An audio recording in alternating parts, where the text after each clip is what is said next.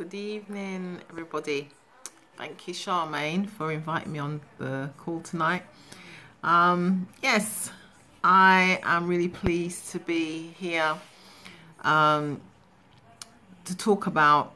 We're talking about cleansing, the importance of cleansing the colon, and in context of that, Charmaine's invited me on to share with you about my journey to the current me, my wellness journey, and tell you a little bit about how I went from size 2022 to current 14 without dieting, and not only that, maintaining it over a 5-year period.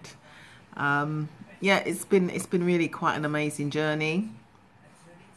It's been yeah, I sometimes I see pictures of myself and I barely recognize myself really. Yeah, and I suppose what's incredible about it is that I did it at age 53. I was 53 actually when I had the breakthrough, for want of a better term. And basically, I'm going to tell you just a little bit about how that came about, really. Just for some background information, I'm a mum and a grandmother, professional social worker for 28 years. Currently working with people with disabilities, but my background predominantly has been supporting people with mental health needs. That's my area of expertise. And my passion really right now is my is health and fitness and well-being, and yeah, it has made a massive difference to my life, made a very big difference to how I feel, how I look, how I feel. Best thing could ever happen to me. It's just a great feeling not to be concerned or worried about my weight or putting on weight or whatever, because basically I it's a lifestyle, it's not a diet. So how did I get started with this? Well, yeah, long history of dieting. From, I think my first diet when I was about 10. I think I was 10 stones at 10, if I can remember correctly. I'll check with mum. Yeah, just like food really, basically. And mum's a really good cook, really good baker.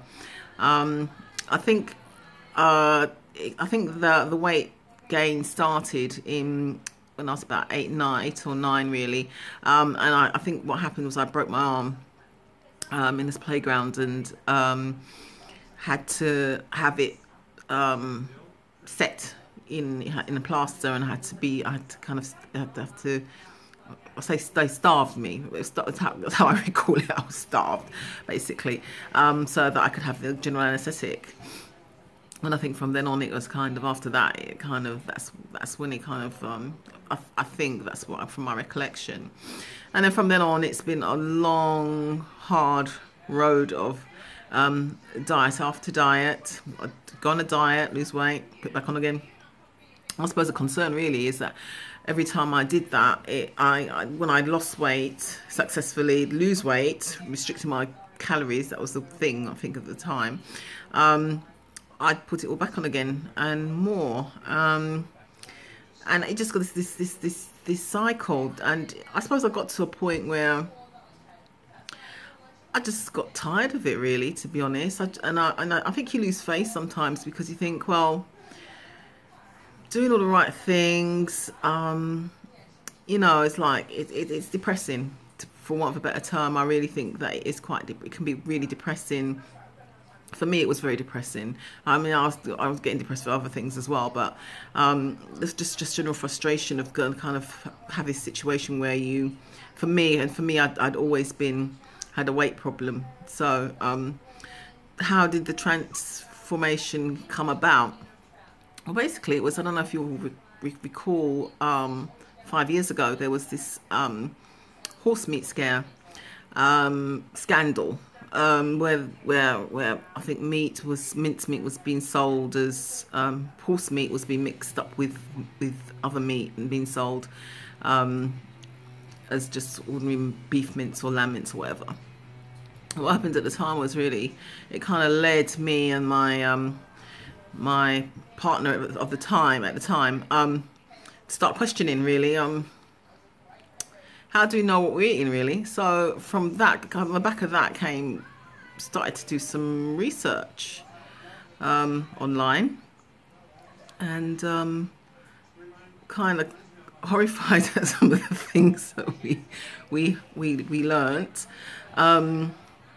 But I think that really influenced the change in a great. I really did influence the change, and so what I started to do was to make some changes. The first thing I did was to move from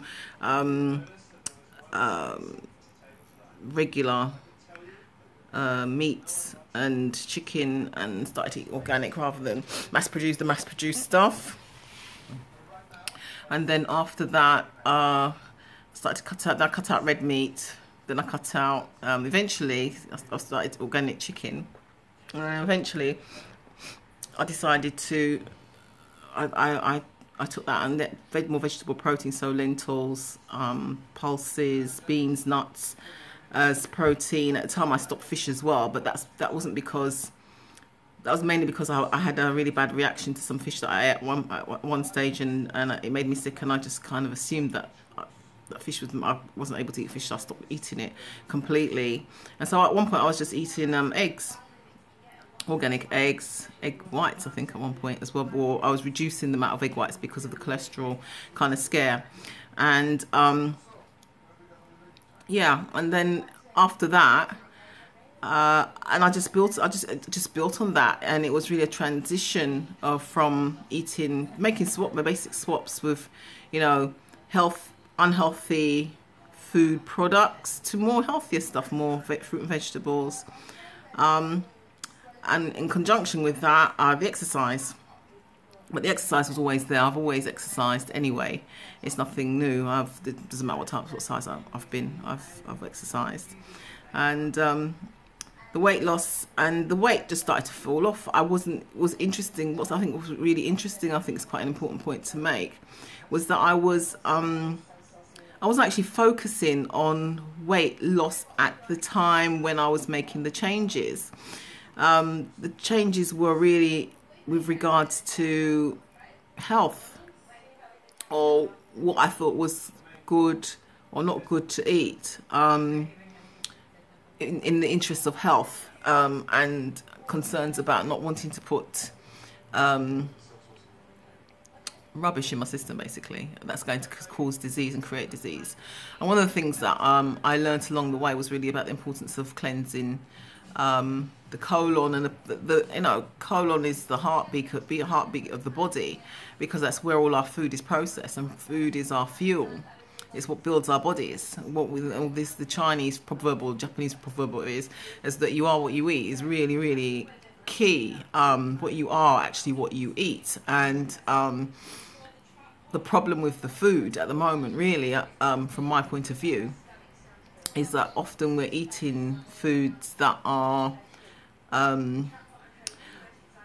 we are recommend. I mean, in terms of the information. That's why it's always important to check out the information, because we're told that certain foods, we should eat certain foods because it's really good for you, da-di-da-di-da. And there's a massive problem with the quality of the food.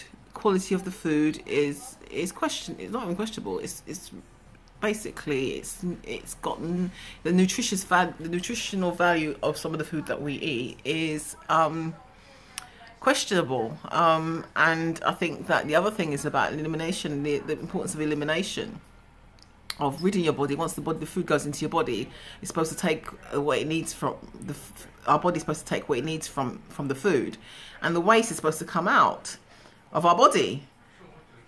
Sometimes it doesn't come out of our body, it stays in our body, and hence this is where we get the problems of constipation.